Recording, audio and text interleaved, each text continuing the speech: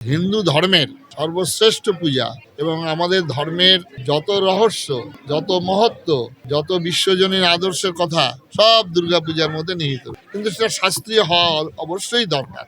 দুর্গাপূজার শাস্ত্রীয় যখন আমরা কোনো ঠাকুর দেবতার যখন চক্ষু দান করি, যখন প্রাণ প্রতিষ্ঠা করি, তারপরে আমরা তাকে তার ভোগ রাগ, তার শয়ন, তার এইসব নীতি নিয়ম আছে।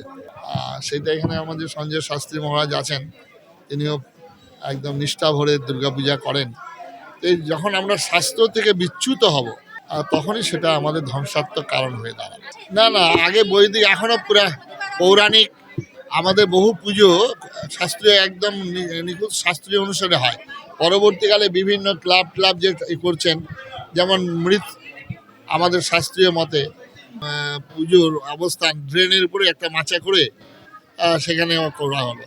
সকালে সপ্তমীর দিন কচি কলা পাতায় নারকেল নাড়ু দিয়ে ভোগ হলো, অষ্টমীর দিন একটু আলুর দম আর লুচি হলো, আর নবমীর দিন সব দাঁত কেলিয়ে মাংসের দোকানে লাইন দিয়ে দাঁড়ালাম। আর আমরা ছেলে মেয়ে যখন আসে বাড়িতে, বাপের বাড়িতে, তো বাবা মার কি আনন্দ যে ছেলে মেয়ে শ্বশুর বাড়ি থেকে এসেছে। আর আমাদের যখন মা আসছেন বাপের বাড়িতে, ডেলি বাসি আলুর চচ্চড়ি আর লুচি, ডেলি বাসি আলুর চচ্চড়ি আর রুটি, এটা হচ্ছে আমাদের মায়ের ভোগ। তাহলে আমাদের পঞ্জিকা হলো কেন? পৃথিবীর ইতিহাসে পঞ্জিকা একটা আশ্চর্য। 1 বছর আগে কবে গ্রহণ হবে, কবে সূর্যগ্রহণ হবে, কবে কি সমস্ত পঞ্জিকা লিপিবদ্ধ হচ্ছে। অনেক সাধনার সাধ্যর ফলে সেই পঞ্জিকা তৈরি হয়েছে। তার তিথি নক্ষত্রকে মানতেই হবে। আজকে আমরা পয়সা রয়েছেন, অর্থ রয়েছে, অহংকার আছে, তার ক্ষমতা আছে, আজকেই দুর্গাপূজা চালু করে দিলাম, হবে? তার ইমেজ, তার আনন্দ, তার অনুভূতি আসবে? কিছুতেই আসবে না। থিমকে তো একটা আলাদা জিনিস। থিম হচ্ছে মানুষের ভেতরের চিন্তা শক্তি নিয়ে থিম তৈরি করেছেন। কিন্তু আমাদের যেটা দুর্গাপূজার যে কাঠামো রয়েছেন, যেটা যা দেবী সর্বভূতেষু জাতিরূপেণ সংস্থিতা অহং রাষ্ট্রী, আমাদের একটা কাঠামোর মধ্যেই সেখানে মা দুর্গা থাকবেন, সেখানে লক্ষ্মী সরস্বতী, কার্তিক গণেশ একটা কাঠামোর মধ্যে। এটা হচ্ছে শাস্ত্রীয়, যার জন্য থিম অনেক কিছু হয় প্যান্ডেলে, কিন্তু পাশে আবার সেই পুজোর ব্যবস্থা করে। আজকে ভারতবর্ষ যেমন উন্নত হয়েছে, উন্নতের চরম শিখরে পৌঁছেছে, সারা পৃথিবীর সঙ্গে সঙ্গ দিয়ে ভারতবর্ষ এগিয়ে চলেছে। কিন্তু ভারতবর্ষের যেটা মূল, সেটা যে ভারতবর্ষের ধর্ম।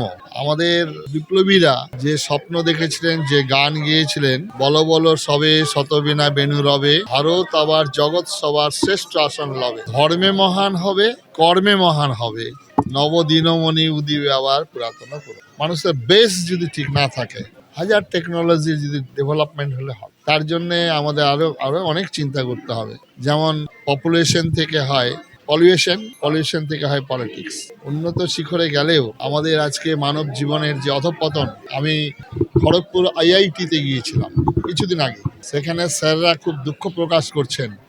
এত ইন্টেলিজেন্ট, এত ইন্টেলেকচুয়াল ওখানে সব ছেলেরা রয়েছে, তারা ফ্রাস্ট্রেশন, তারা হাই অ্যাম্বিশন সে পূরণ হচ্ছে না, যার জন্য তারা সুইসাইড টেন্ডেন্সি হচ্ছে। এখান থেকে বাঁচাতে পারে একমাত্র ভারতবর্ষ। এবং এখানে প্রাচ্য এবং পাশ্চাত্যের যে মিলন, এটাই ভারতভূমি। খালি পাশ্চাত্য দিয়ে নয়, আবার খালি প্রাচ্য দিয়েও নয়। তাহলে সায়েন্স এবং রিলিজিয়ান, উইদাউট সায়েন্স রিলিজিয়ান হয় ল্যাম্প, আবার উইদাউট রিলিজিয়ান যদি সায়েন্স হয়ে যায় তাহলে একজন ব্লাইন্ড। দুজনেরই দরকার। সেই জন্যে ভারতবর্ষ চিরকাল, এতদিনের যে সভ্যতা, আমাদের বহু সভ্যতা অনেক উন্নত হয়েছিল। গ্রীসীয় সভ্যতা, ব্যাবিলনীয় সভ্যতা, মিশরীয় সভ্যতা, পিরামিডের অন্তরালে, ইতিহাসের পাতায় ভারতবর্ষের সভ্যতা দাঁড়িয়ে রয়েছে। তার মূলে রয়েছে ধর্ম এবং আধ্যাত্মিকতা। আমাকে বলেছিল, আমাকে আমন্ত্রণ জানিয়েছেন, আমি আরেকটা প্রোগ্রামের জন্য আমি যেতে পারিনি, দুঃখিত। তারা যেটা রুলস তৈরি, দুর্গাপূজা আমাদের